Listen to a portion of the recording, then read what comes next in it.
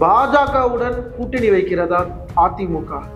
சீமானுக்கு பிறந்தநாள் வாழ்த்துக்கள் கூறிய தமிழக வெற்றி கழகத்தோட தலைவர் விஜய் அவர்கள்.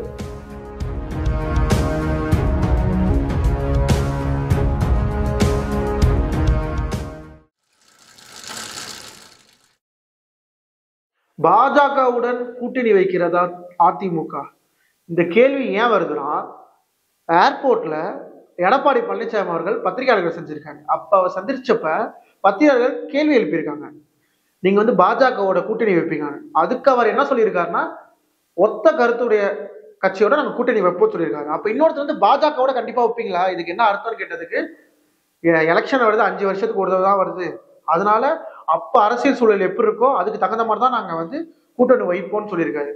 இதை பாக்குறப்ப நமக்கு எப்படி தோணுதுன்னா, பாஜகவுக்கு இவர் வந்து அழைப்புதல் கொடுக்குற மாதிரி தெரியுது.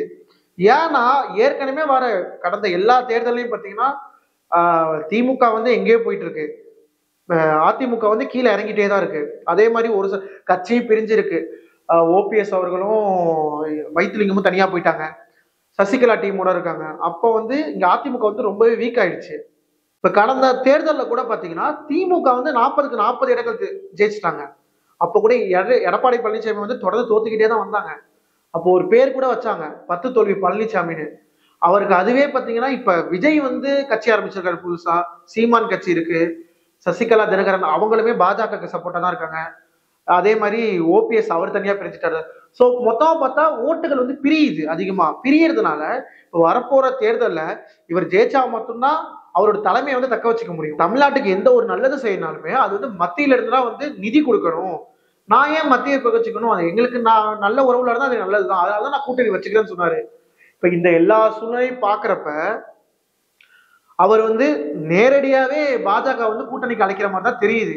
இன்னொரு விஷயம் என்னன்னா, அதிமுகக்கும் பாஜகவுக்கும் பிரச்சனை இல்ல, அண்ணாமலை அவர்கள் மேலதான் வந்து இவங்களுக்கு பிரச்சனையே. அதனாலதான் அதிமுக வந்து பாஜக விமர்சிக்கிறதும் பாஜக வந்து அதிமுக விமர்சிக்கிறதும் மாறி மாறி குற்றச்சாட்டை சொல்றதும் தொடர்ந்து பிரச்சனை போயிட்டு இருந்துச்சு. அந்த நிலையில அண்ணாமலை இப்ப வந்து லண்டன் போயிட்டாரு, திருப்பி வரப்போறாரு. அதே மாதிரி கட்சியிலையும் புது டாஸ்க் எல்லாம் கொடுக்கப்பட்டிருக்கு. அவங்களுக்கும் ஆள் சேர்க்கிற டாஸ்க் வந்து பிரதமர் கொடுத்து அது வந்து தோல்விகரமா தான் போயிட்டு இருக்குன்னு சொல்ல முடியும். அது ஒரு பக்கம் போயிட்டு இருக்கு. அப்படி இருக்க நிலையில எலெக்ஷனுக்கு இன்னும் 1 வருஷம் தான் இருக்கு. இப்ப திமுகவை பார்த்தா அவங்க பலமான கூட்டணியிலே இருக்காங்க. அதிமுகவும் என்ன சொல்லியிருக்காங்கன்னா, நாங்க வந்து பரவலான கூட்டணி வைப்போம் அப்படின்னு சொல்லியிருக்காங்க. இப்ப திமுகவை ஜெயிக்கணும்னா அவங்க கண்டிப்பா பாஜகவோட கூட்டணி வச்சா ஜெயிக்க முடியுங்கிற எண்ணத்துல அவங்க இருக்காங்க. ஏன்னா ஏற்கனவே வந்து பாஜகவோட கூட்டணியில வச்சுதான் அதிமுக ஜெயிச்சாங்க.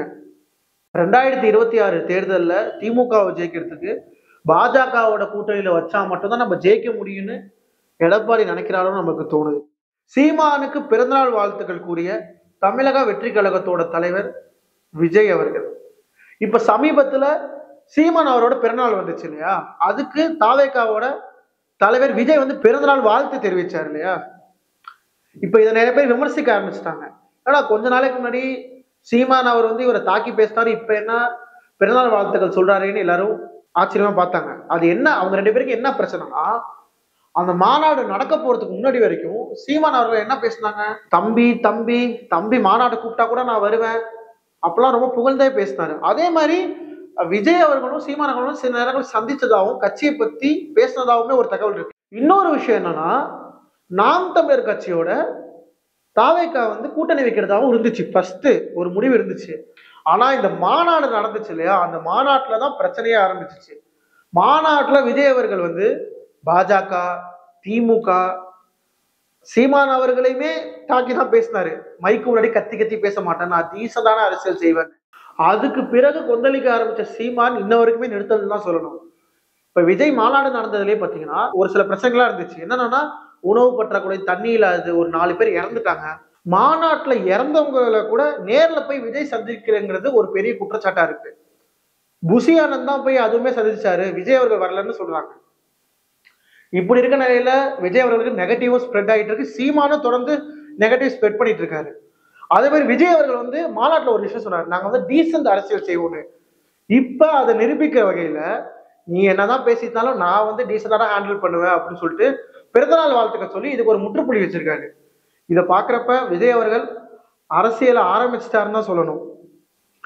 அதுவும் டீசெண்டா ஆரம்பிச்சிட்டாருன்னு தான் தோணுது. இதை பத்தி நீங்க என்ன நினைக்கிறீங்கிறத கீழே கமெண்ட்ஸ்ல சொல்லுங்க. போஸ்ட் பாக்ஸ் சேனலை சப்ஸ்கிரைப் பண்ணுங்க, லைக் பண்ணுங்க, ஷேர் பண்ணுங்க. இன்னொரு சுவாரஸ்யமான வீடியோல சந்திப்போம்.